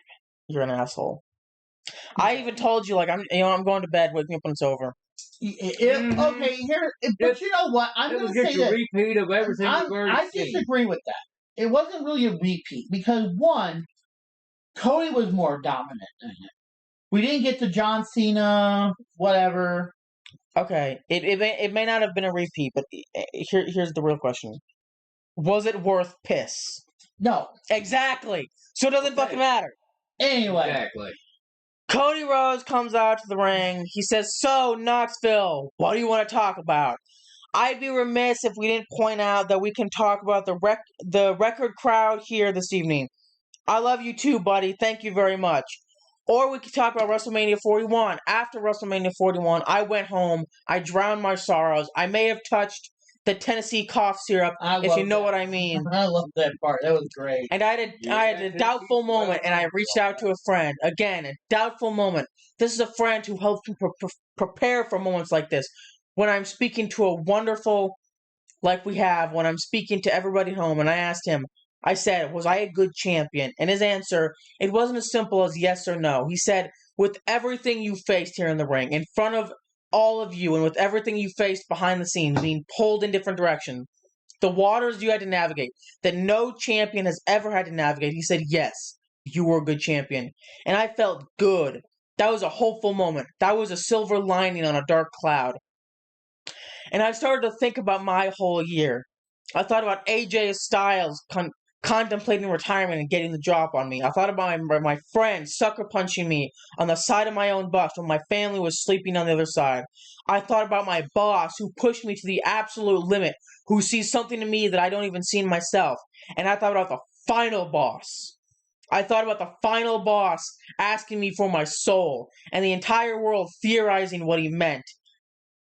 As preposterous as that sounded, the scary part was that he was 100% serious. And no matter how many times I say no, the offer still stands. Yep. And I still thought about John Cena. I thought about John Cena doing exactly what he said he was going to do. He forced me to make a choice, and I hesitated. I don't know if John Cena is going to ruin professional wrestling, but if he does... Hold on, wait. Go back. What did you say at that moment? Oh, that he hesitated? Yeah, because you were a fucking idiot. Anyway. I wanted you to bring that up because you made it crystal clear. Like, yeah, because you're a fucking idiot. Yes. Like, loud. Like, during his promo, Tafari is like, yeah, because you're a fucking idiot. Yeah, I'll answer me a question here. John Cena standing in front of you. He just tried to hit you in the face with the title, to take the title away from you, to ruin professional wrestling. Yep. The referee's out cold. Right. Their rules are out the window. You now have the title in your possession. Give me one reason to not clobber him in the face with it. Don't bother saying a word, because there is none. And if you say no, the word. No, it's incorrect. You're wrong. Stop speaking. Cody, I love you. You're great. Stupidest decision you've ever made. Or I guess a lack of a decision, because you just stood there like a deer in headlights. And then you got kicked in the nuts, and you lost your title. Anyway. Moving on. But if he does, then I'm partially to blame. Now, I know I would love to say this to John Cena's face. Not sure if he's going to come out here right now, but if you're listening, champ, I need you to know that I will never hesitate with you again. You shouldn't have hesitated in the first place. I need you to know that it doesn't matter how much you tout the amount of days that you have left. No matter how much you talk about what time remains before you leave with the WWE Championship, and you leave all of us forever. I need you to know that it is not your expiration. Your expiration sits on the other side of these corneas right here, and they're going to burn your ass up. I'm sorry. I am sorry, guys. It's my first night back on Smackdown, and I'm getting a little worked up. I thought so much about you and what I could do for you when I got back. What I could do for the WWE Universe. Hey, I'm back on SmackDown. How about a surprise? Oh, you guys seem hungry. Perhaps we should eat. I don't know. I mean, that would be a very big surprise. That would be the biggest surprise. That would be my partner riding along with this battle at Money in the Bank. And hell yeah, he's here. Ladies and gentlemen, I need you to give it up for the World Heavyweight Champion. Your World Heavyweight Champion. Main event, Jey Uso. And hold on. Pull that up, because during the commercial break, we did not get this here. I need you guys to understand this. In the States, we did not get this. But Wade Barrett doesn't realize his mic is still on. Yeah, this is during the commercial And break. you gotta understand that most of the time, he is downgrading, eating, like... Yeah, this eating is ridiculous. You look like an idiot, and then...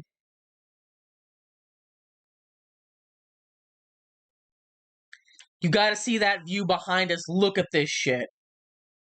So, I think he's a fan.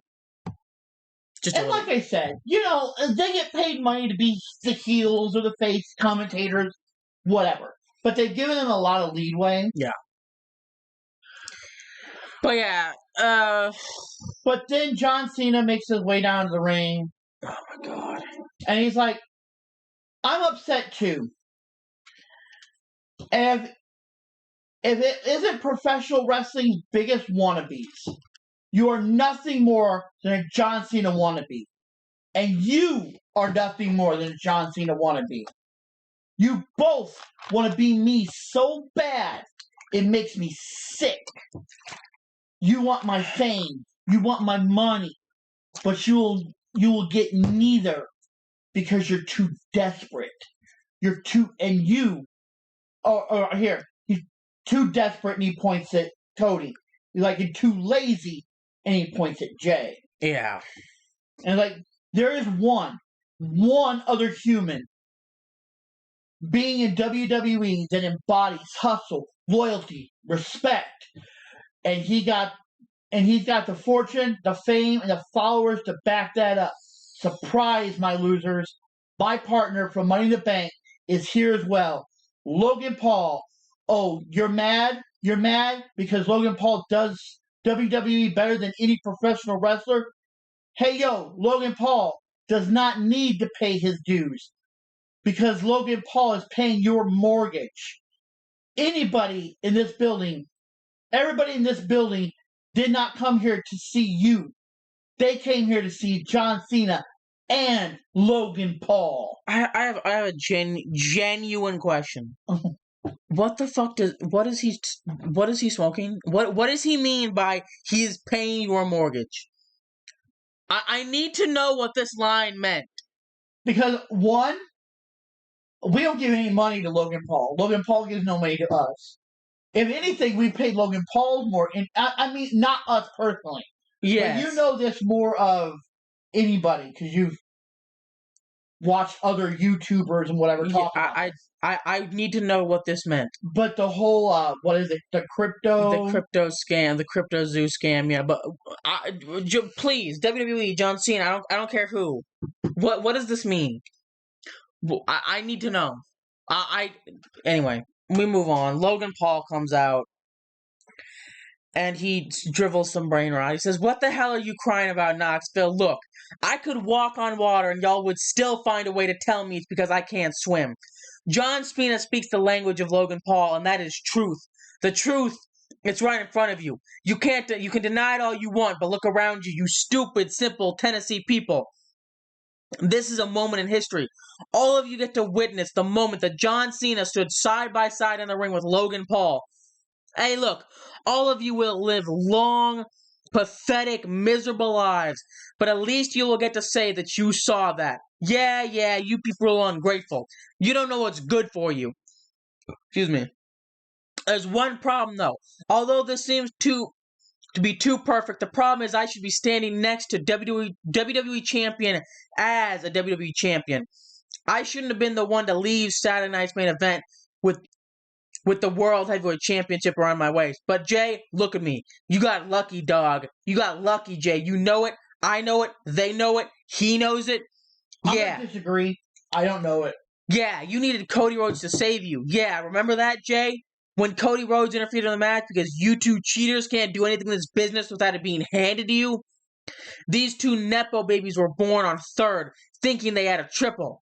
Self-made... Oh, this is Cena talking. They'd never... No, it's him. Is it? I thought this was... No. Mm. It was him. Oh. These two Nepo babies were born on third, thinking they hit a triple. Self-made man, self-made man. 5 years ago, no one would ever believe that Logan Paul would be a WWE superstar. And they certainly never ever would believe that I would be teaming with the greatest of all time. But look at me now. I'm not just a WWE superstar in the WWE. I'm the superstar in the WWE. My time is now. He told the world that his time is almost up. He is the last real champion. I am the inevitable face of this company. So, Jay, Cody, and Money in the Bank next week. Boys, if you want some, come get some. And then Jay like, hey, don't have to wait for the Money in the Bank. We can handle this right now. And then it's beautiful. It's beautiful. John's like, no, let's go. And Logan's like, what are you talking about? We can steal clout. We can fucking, make ourselves even more famous. And then while they're doing this, Cody's like, what? Are you guys arguing about? Are you guys gonna go back there and polish his peacemaker? No. Obviously, and you started laughing. Yeah, because it's a reference to his show as well. But polish it. Are you gonna go back there and polish his peacemaker? And then they start throwing hands, and obviously, it's just yeah, all hell breaks loose, basically, and we go off the air. And that is it. So let's cover what we have left on Discord, because 30-minute waste of fucking time. Anyway, it was. Is that our first one? Yes. SmackDown, the women's division, now includes Julia, Jordan Grace, Alexa Bliss, Tiffany Stratton, Bianca Naomi, Jade Cargill, Charlotte Flair, Zelina Vega, Michin, Chelsea Green, Piper Niven, Alba Fire, Candice LeRae. Okay. And B-Fab. So, what I'm saying is, that is a pretty stacked deck. Oh, absolutely. 2025 Money in the Bank qualifying match announced for this upcoming Monday. This is the last one, I believe, right? Yes, I believe. CM Punk versus Oh my God. Wait. Everybody's saying Punk's gonna win it. Wait. Wasn't Chad Gable in a Money in the Bank qualifying match already? Of course. But they're two different people. Just ask Chad Gable. Oh, that's so fucking funny. Oh. But yeah, CM Punk versus AJ Styles for El Grande Americano. 2025 Money in the Bank qualifying match announcement for this upcoming Monday. Stephanie Vakir versus Liv Morgan versus Ivy Nile. This isn't even going to be close. Liv, I'm sorry. I like you. But you and Ivy Nile might as well just fold your cards and lay down. And then we got the greatest news of ever week. Stephanie Vakir is now officially a member of the WWE Raw roster. Heck yeah! My girl! And we have it right here from Adam Pearce himself.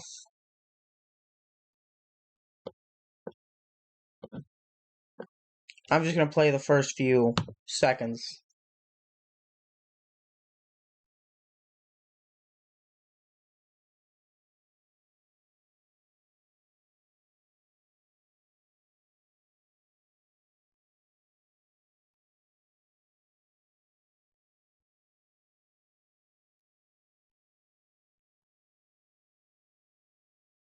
Yep. So, Stephanie is now officially part... And we kind of did call that she was going to be... If she lost, she was going to go up to the main roster. I literally called that she was going to be in Money in the Bank, a week ago? Yeah.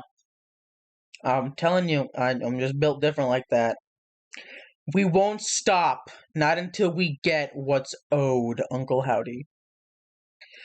A longtime company employee believed that if WWE does run WrestleMania in Saudi Arabia, it will be later in a year and be called along the lines of Super WrestleMania. I don't know why, but okay. Oh, this is the temper tantrum. Yeah, Jacob just throwing shit. Understandably. Oh, yeah, 100%.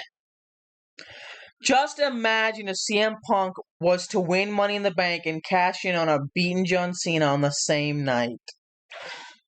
I don't know about that. Actually, who is in the money? Actually, it's probably further down. We'll get to it. This I do want to show because this is 1,000,000% accurate. Full screen.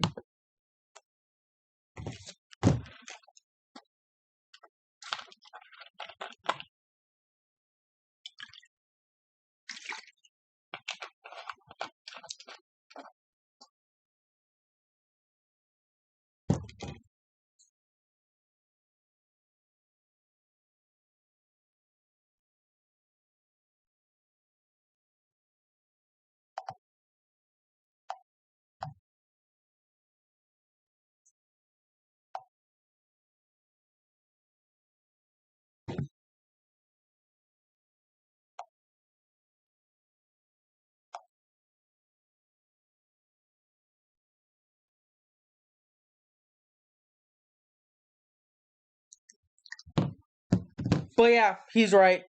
100%. It's all about viral moments and bickering bullshit.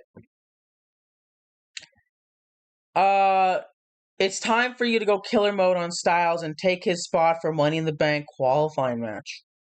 I agree. That would be dope. I would love for him to be backstage and be like, talking to him is like, you haven't done anything, and then just boom, and go to Pierce. Oh, I could see that. And be like, look, I'm owed that spot. I could see that. We already showed that. Yeah, we showed that. Competed in his first live Smackdown at the age of 21. Future is bright, 1,000%. This man is Javon is going to be a star. Oh, absolutely. There's the Chelsea Green thing. Yeah, with her broken nose. And this is once again Chelsea Green smack. Yeah, that's the smack. That you can show that real quick if you want. That's the actual hit that we were talking about. Like taking off the mask. I didn't realize I had a clip of it.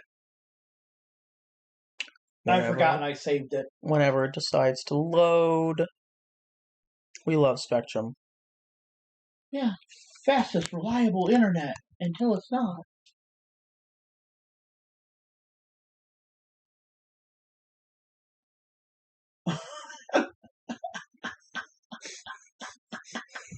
The look on her face. I love Chelsea, man. She's like, it's priceless. Chelsea needs to get an Academy Award, man. I'm telling you, she is absolutely beautiful. We already showed that one. Layla Rel from WWE LFG is now officially named Jin Tala, which WWE filed to trademark recently as joined the Evolved roster, just like we were talking about. Yeah. I just brought it in there. But then we have, I think it's today, is Montez Ford's birthday. Happy birthday, Montez. It's interesting to see what y'all do against the Wyatts. Breaking news. Per PW Insider, Maria May has been removed from AEW's roster page. WWE sources expect her to join the company soon. Breaking news. Per Triple H, WWE has officially announced a collaboration with Metro Boomin, who is set to produce new entrance themes from multiple top stars. Early names tied to the project include Seth Rollins, Bianca Belair, LA Knight, and Jacob Fatu. Oh, I assume that's an artist. It said Metro Boomin, and for some reason the Z-Finity or whatever, Xfinity, the Wi-Fi is booming. Yeah. That's what I thought at first. I had to kind of take a step back and look. I think we did that one already. That one. Oh my god! And this is already confirmed as the. Go ahead, take your moment. Who the fuck? I don't know who's writing the stories for WWE. I know it's a conglomeration of people, dozens, if not hundreds of people. Who the fuck in their ever-loving right mind decided that the main event of Money in the Bank Oh, it doesn't need to be one of the Money in the Bank matches. No. Those are going to be the starting matches. No, the main event of Money in the Bank is going to be a dick measuring contest between these four fuckfaces. And I mean that with no disrespect. I love Cody and Jay, but God, I don't care. I genuinely could not care less about this match. It means nothing. There is nothing on the line. Yeah. No titles. It's a pissing contest. I don't fucking. Why is this the goddamn main event? Why? You want to know why? I give you an answer. And it's a dumbass answer. Because, well, it would be on your right, those two fucktards. Who think they're entitled to whatever they can get. Hear me out. It is Money in the Bank. Oh, I agree, 100%. That's like going to Elimination Chamber and not having the Elimination Chamber. It wasn't. Yes, it was. It wasn't the main event. Yes, it was at Elimination Chamber. The men's was. Exactly. Thank you. It was because that's when the thing went up and everything, and John Cena was still in the ring because he won. Okay, you're right. Yes. Point being. Why? It's so dumb. Anyway. I've never seen you a day before in my life. Is this your son, dog? You husky. Do you mind if I take your husky son to the ring and teach him a lesson? God, I love R-Truth. He's fucking golden. Yeah. Who should win the Money in the Bank qualifier on Sunday or Monday? And answer. Again, we're not even. I'm not going to identify that with an answer. I agree with this. Roxanne, Alexa Bliss, Rhea Ripley, Julia. I'm going to say this. The only reason, if this is how it sets, it is. I'm 99.999% sure, unless something does happen. Because here's the thing. I would love to see Stephanie win it. We've said this. I would love to see Stephanie win it and be like, I'm talking like that night, whatever, going up to Adam Pearce and being like, you know what? Not even going up to Adam Pearce. As soon as the match is over, grabs a mic, EO, I'm coming for your title at SummerSlam. And just lays the contract down in the ring. Yep, call her shot. EO, you got plenty of time. Yep, I want you to be prepared. Good luck. And you know what? That is exactly how I think Stephanie... We watched Stephanie enough. I want you to be prepared. Yep. She comes out there, EO, I'm taking your title at SummerSlam. You have plenty of time prepared. Yep. Good luck. Yep. And set the title down, or set the thing down. I think that would be great. I 1,000% agree with it. Rikishi doesn't like that Jey Uso is in a tag team match at Money in the Bank. They really need to fire creative service over there now. Just book me so I can book my son's matches out there. Bro, why? And I agree. Why? Yeah. We got at a PLE, okay? We got Jay in a match with not even his brother, who is a champion. Jay being a champion. Not even with his brother, Cody Rhodes, who was a champion and lost to John Cena. So again, like you said, it's a pissing contest. I 100%. It's a waste of fucking time. Mariah May was always going to sign WWE, and Tony Khan had to know that from the start. And you know what? I've read a lot of stuff on this, okay, recently. She only signed like a 3-year contract with AEW. Mm-hmm. And she told them at the beginning she was not going to resign. She needed to get her name out there. Mm-hmm. And that was all she wanted to do. And now WWE supposedly is 1,000% interested. Oh, yeah. Because she was in there for a while, but she was like, not like at the top, yeah.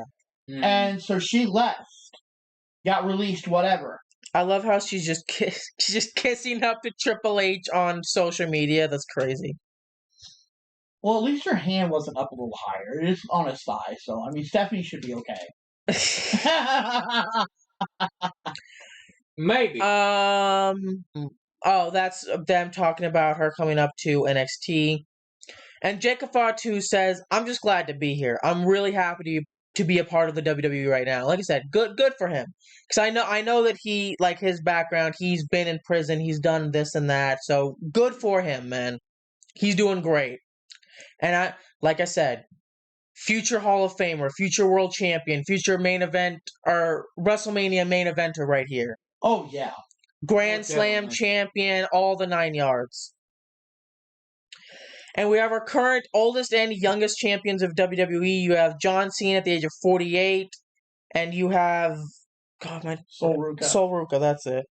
As the NXT North American champ. What is that other title she has? Oh, that's the Speed Champion. That's right. Speed Champion, which we don't watch. Is she still the Speed Champion? As far as I know. Damn, good for her. Double champion right there. No. Could she be the first ever triple champion? Go out. Oh, I keep forgetting there's only one women's tag team titles.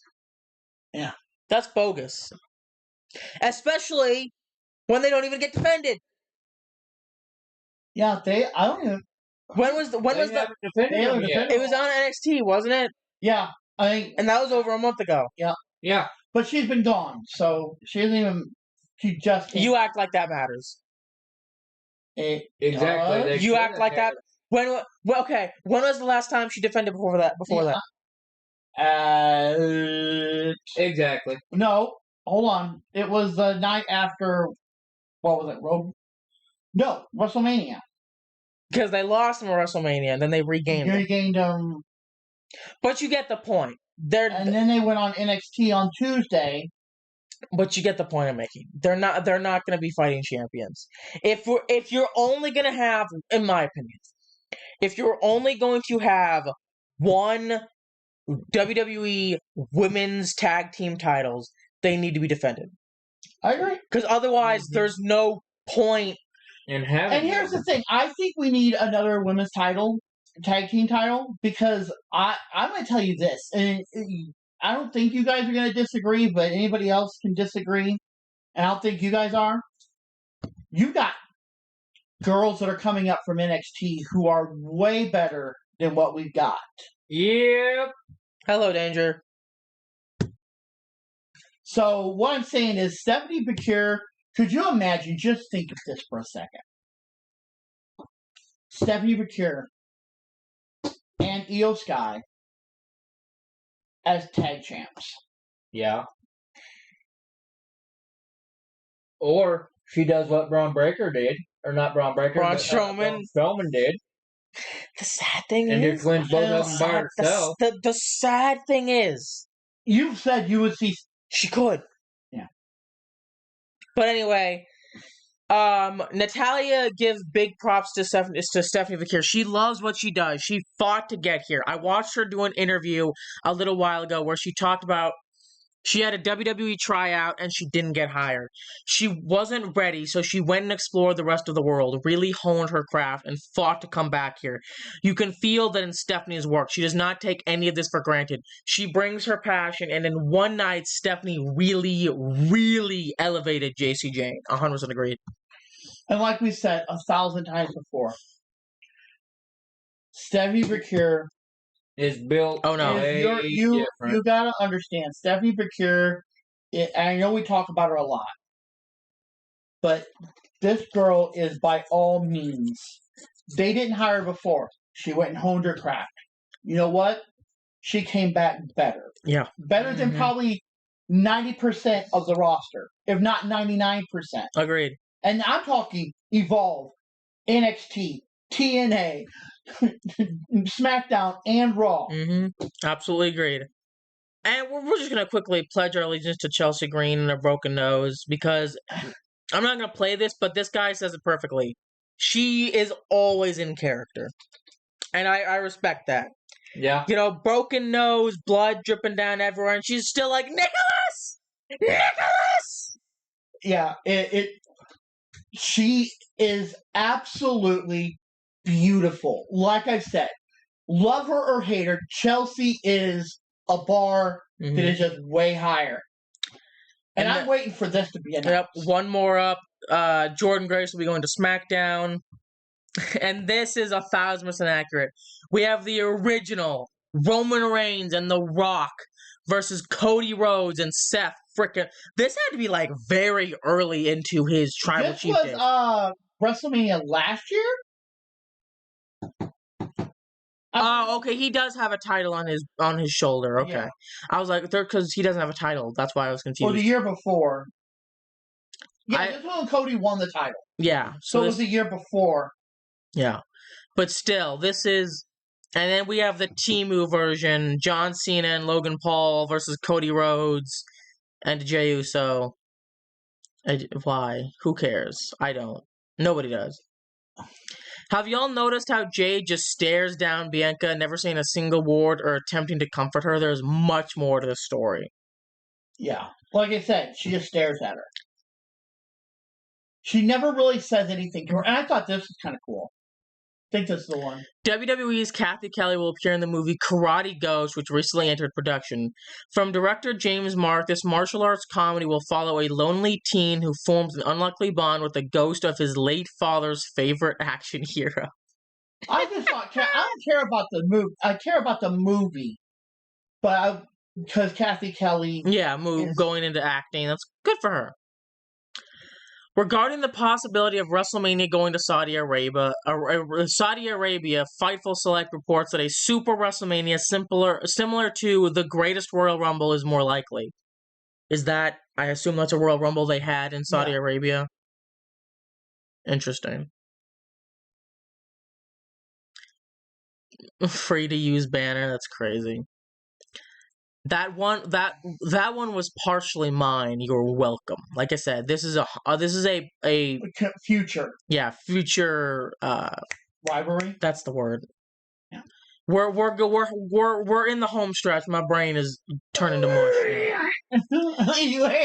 There is already another WrestleMania in Las Vegas on the books in addition to 41 and 42. WrestleMania is most likely 2026 in Las Vegas, although they have not announced that officially, but it is the working idea. There is also another WrestleMania in Las Vegas on the books.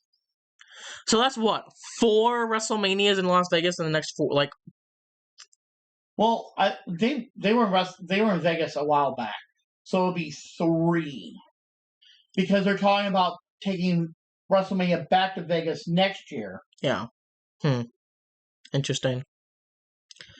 Deja vu. All the luck in the world to you, Zoe Starks. I hope that's her in recovery. I hope it goes well. Surgery, whatever, trying to get her knee back in place. In shape. So.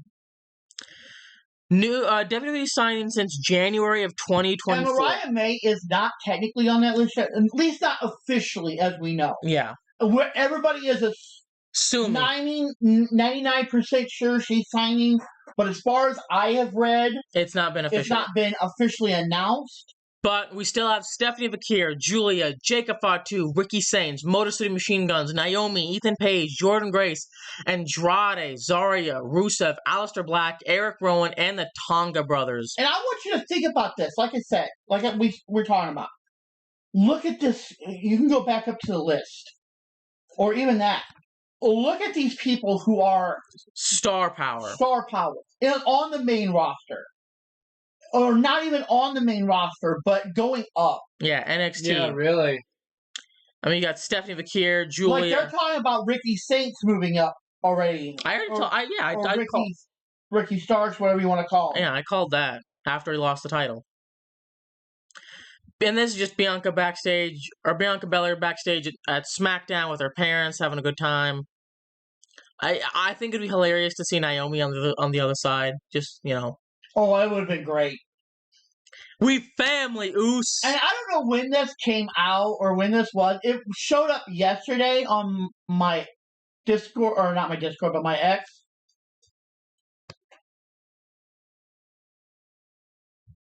I don't know what this is, but it's R-Truth, so that's all that really matters.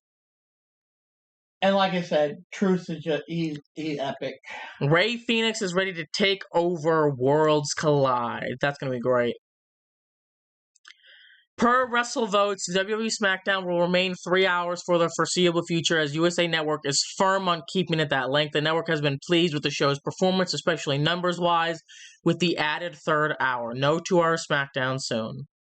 And I did that because we had talked about how they were wanting to go back down to 2 hours, but they didn't know when. Yeah. So now they supposedly come out and said, nope, not happening. We're keeping it 3. Yeah. That's why we get 30-minute fucking garbage shit. Anyway. This is Hornswoggle. If you do not know Hornswoggle... You don't really know who Hornswoggle is, do you? I know of him. I didn't, watch him. Actually... Oh. I've seen him in a few things. I know who he is. Okay. Matches for him to see of Hornswoggle. Hornswoggle says that he froze when WWE called him to offer a Legends deal. Legitimately, Landon and I were on our way to see Blink 182. I get the call. I literally had to pull over, and I just froze. You know me. You know how I view me through these interviews. A lot of people know how I view me. I don't view myself as very great in wrestling. So to have that recognition is the ultimate. That is pretty fucking awesome. It just makes me feel like I mattered in WWE with this now. That it wasn't a got rid of me, released me, which is okay. No one deserves a job. And so now to be back under a Legends deal, it's incredible. It's just like the coolest thing ever. Good for him, man. Good for you. Yeah, I always liked Hornswoggle. It was pretty cool. I did too. With the controversy around WWE pulling WrestleMania 42 from its announced location to potentially return to Las Vegas, it will be interesting to see where the company will bring their biggest event of the year. Well, oh, this is like a whole thing. Hang on. I didn't realize this was a whole thing. There's been talk of it going to London. Have we had? I mean, I'm sure we've had. They've not really done a lot of big pay-per-views in other... overseas. That'd be cool. While locations like Las Vegas, New York, Dallas, and Los Angeles have seen multiple manias, there are so many cities who have not been graced with the grandest stage of them all. I would like to see you overseas, because here's the thing, like you said, the overseas crowds are... could you imagine? You thought 60,000 people in Las Vegas was crazy? Imagine 60,000 people in anywhere not in the States. Well, imagine, or when they were in France, and you had Cody Rhodes. They're the ones that started Cody Rhodes. Yeah, that's where that started. Could you imagine that on WrestleMania? Oh yeah, it would be deafening. That I would go to see. I'm telling you what, And this is our last one for today. I thought I pulled this. Oh, right. That's because it wanted to be dumb and didn't shut up. Yeah. Ugh. Which, again, we don't really need a place so you can mute it or whatever. It doesn't care. It just keeps playing because it's stupid.